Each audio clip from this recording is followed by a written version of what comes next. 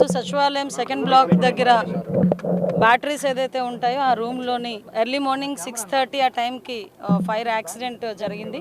మా SPF department వాళ్ళు smoke చూసి ఇమీడియట్గా వాళ్ళు కొంతమంది ఎస్పీఎఫ్ స్టాఫ్ ఇక్కడికి వచ్చి ఆ ఫైర్ కంట్రోల్ చేయడానికి ప్రయత్నం చేస్తూనే ఇమీడియట్గా ఫైర్ డిపార్ట్మెంట్ వాళ్ళకి చెప్పడం వితిన్ 3 minutes ఫైర్ డిపార్ట్మెంట్ వాళ్ళు కూడా ఇక్కడికి రావడం. ఓవరాల్గా చెప్పాలంటే ఒక 8 to 10 minutes మధ్యలో ఫైర్ అంతటిని కూడా కంట్రోల్ చేయడం జరిగింది. ఫర్దర్గా పెద్ద ప్రమాదమే తప్పింది అని అనుకోవాలి. ఎందుకంటే అక్కడ నుంచి కొంత స్మోక్ కూడా పైన ఉన్న ఫ్లోర్లోకి కూడా వెళ్ళటం, అక్కడ కొన్ని ఏసీలు పాట్ అవ్వడం, అదేవిధంగా బ్యాటరీలన్నీ కూడా కొంచెం ధ్వంసం అవడం కూడా జరిగినాయి. అవన్నీ కూడా ఫైర్లో కొంచెం కాలిన దాఖలాలు కూడా కనిపిస్తున్నాయి. ఇమీడియట్గా మొత్తం డిపార్ట్మెంట్ వాళ్ళు, జిఏడి వాళ్ళు, అదేవిధంగా సిఆర్డీఏ వాళ్ళు అందరూ కూడా ఇక్కడికి వచ్చి దాని మీద ఏం జరిగిందని ప్రిలిమినరీ రిపోర్ట్ కూడా ఈ రోజు షార్ట్ సర్క్యూట్ వల్ల జరిగిందని ప్రిలిమినరీ రిపోర్ట్ కూడా ఇవ్వడం జరిగింది. అయినప్పటికీ కూడా ఇది పోలీస్ డిపార్ట్మెంట్ వాళ్ళకు కూడా అప్పచెప్పి డిపార్ట్మెంట్ వైజ్ గా కూడా దీని మీద క్లియర్ కట్ ఎంక్వైరీ చేయిస్తున్నాం. ఏదైనా ఇది యాక్సిడెంటా, ఇంటెన్షనల్ గా ఏదైనా జరిగిందా అన్న కోణంలోని కూడా దేన్ని కూడా చులకనగా తీసుకొని మన లైట్ గా తీసుకొని పక్కన పడేట్లా ఇమీడియట్ గా దాని మీద ప్రతి ఒక్క విషయంలోని కూడా కూలంకషంగా ఎంక్వైరీ చేసి రిపోర్ట్ ఇమ్మని కూడా చెప్తున్నాం. ఇప్పుడు ఫోరెన్సిక్ డిపార్ట్మెంట్ వాళ్ళు కూడా ఇప్పుడు వస్తున్నారు.